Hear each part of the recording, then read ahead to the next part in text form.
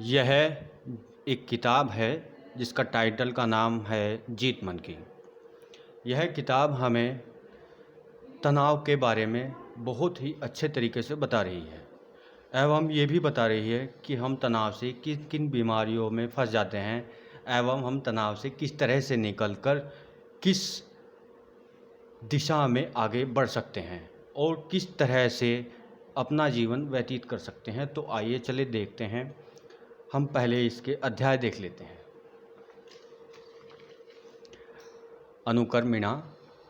पहला अध्याय तनाव की पहचान।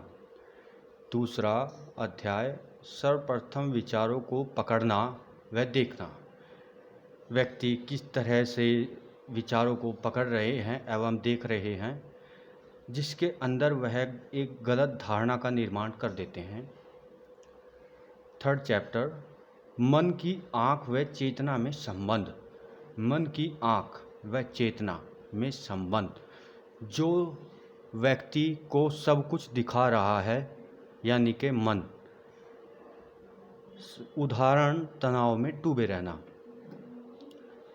फोर्थ चैप्टर तनाव को देखना या दबाव को देखना। छिपे हुए तत्व उदासी की भावना का जन्म। पांचवा अध्याय दृष्टिकोण का महत्व। दृष्टिकोण में दृष्टिकोण को देखना यानी कि दृष्टिकोण में बैठकर दृष्टिकोण को देखना। छठा अध्याय गलत सोच को समझने का तरीका। तनाव का मूल तत्व।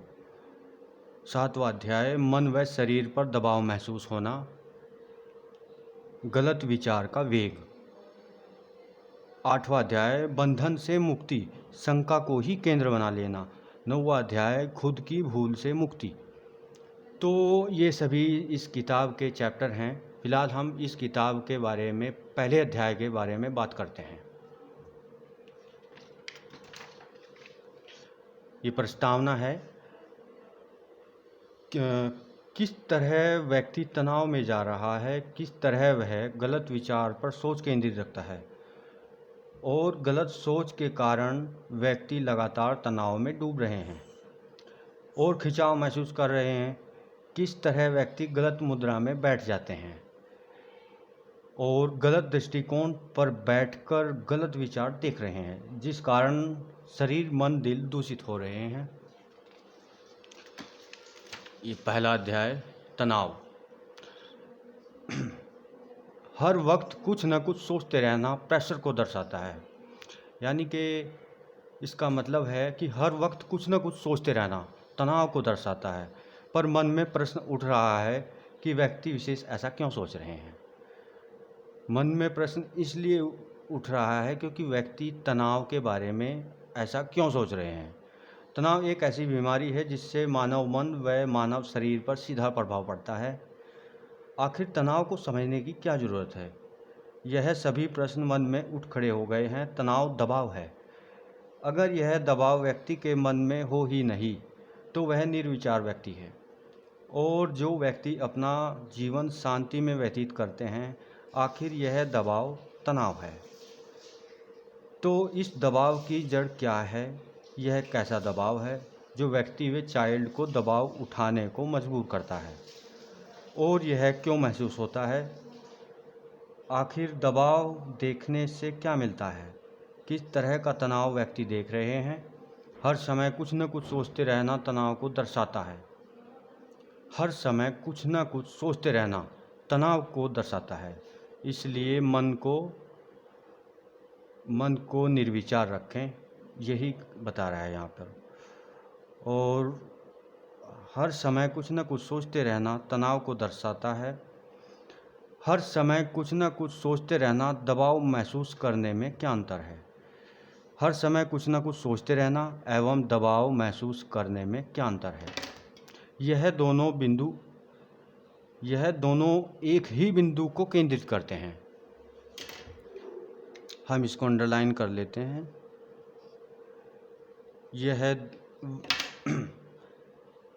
यह दोनों एक ही बिंदु को केंद्रित करते हैं, वह भी नेगेटिव।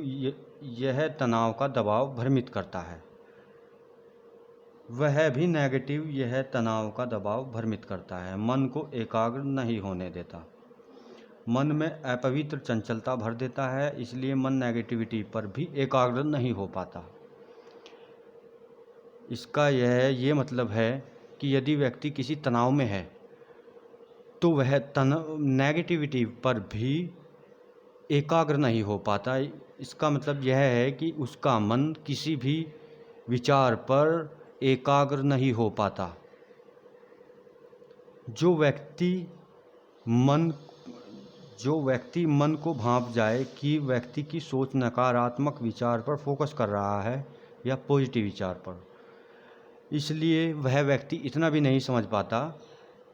इस चीज़ का ये मतलब है कि वह जो व्यक्ति तनाव देख रहा है वह इतना भी नहीं समझ पाता कि वह किस नेगेटिव विचार पर फोकस कर रहा है या पॉजिटिव विचार पर फोकस कर रहा है। वह व्यक्ति खो जाता है। इसका ये मतलब है, यहाँ पर इस लाइन का ये मतलब है। आगे चलते हैं। यह नकारात्मक दबाव मन को दूषित कर देता है। व्यक्ति को लगता है कि कुछ न कुछ तो वातावरण में भ्रम की स्थिति पैदा हो रही है, पर वह व्यक्ति का खुद का मन ही होता है जो उसे भ्रम में डाल रहा है। यहाँ पर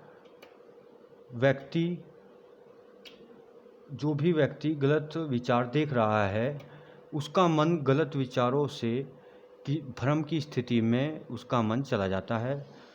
उसको लगता है कि सभी भ्रम के विचार देख रहे हैं, पर वह उसका खुद का मन होता है।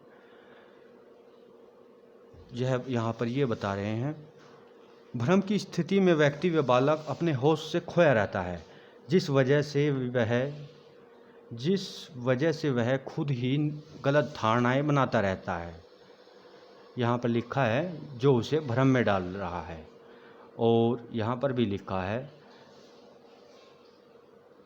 भ्रम की स्थिति में व्यक्ति व बालक अपने होश से खोया रहता है, और यहाँ भी लिखा हुआ है वह व्यक्ति का खुद का मन ही होता है, जिस कारण उन्हें भ्रम ही हर जगह नजर आता है।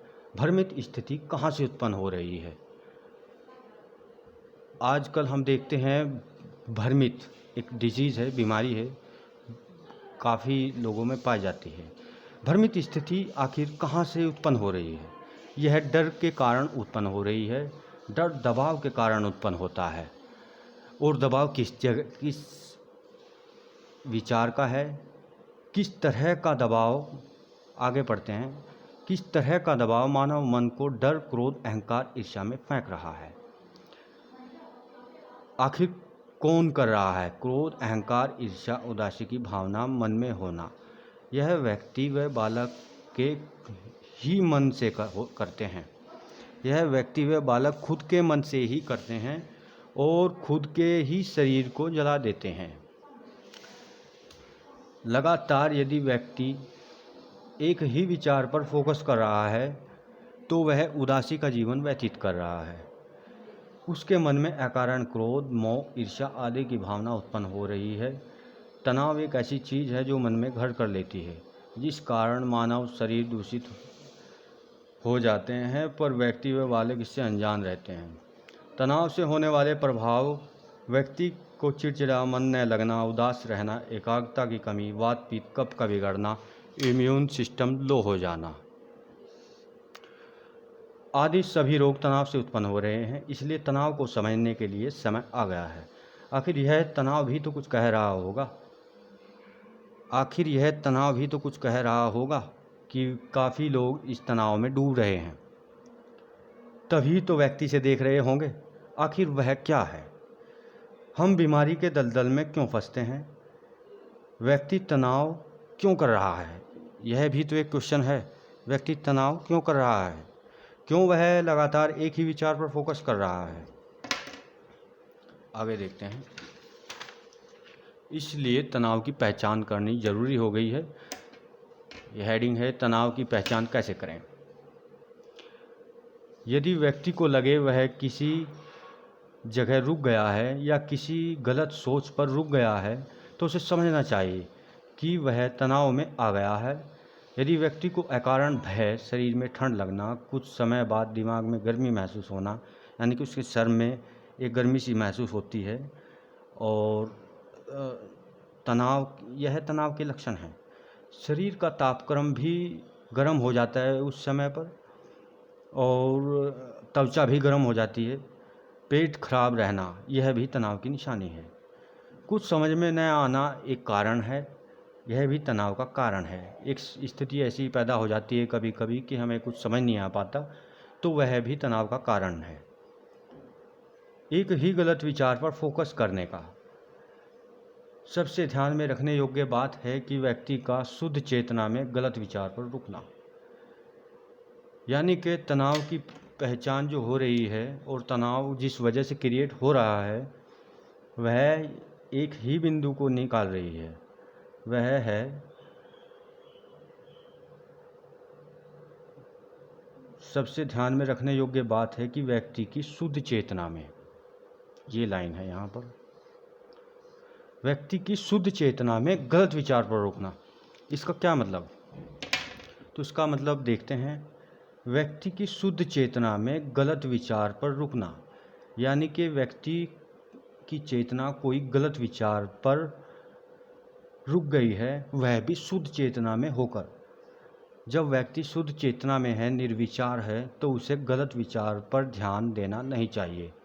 इसका अर्थ है गलत सोच को गलत स्थान पर केंद्रित करना भी तनाव के लक्षण है। इसका अर्थ है सोच को गलत स्थान पर केंद्रित करना, जो सीधा बता रही है हमें शुद्ध चेतना को गलत स्थान पर केंद्रित करना। यह एक तनाव का क्रिएट करता है, यानी कि तनाव को क्रिएट करता है, जो समय बीत जाने पर पता चलता है। शरीर थका हुआ लगना, स्वास्थ्य तंत्रिका पर प्रभाव पड़ना, एवं यह भी तनाव के अंदर आता है। लगातार एक ही विचार पर सोच कर चलना, क्रोध करना तनाव दर्शाता है। पर मन में प्रश्न उठ रहा है, एक ही विचार पर फोकस करने से मन व शरीर, मन में इतनी बीमारी कैसे हो रही है? आखिर एक ही विचार कौन सा है? मन में प्रश्न उठ रहा है। क्या रुक कर ही विचार जो गलत प्रवृत्ति वाला है, गलत सोच का है, क्या वह सभी व्यक्तियों के मन व शरीर पर असर डाल रहा है?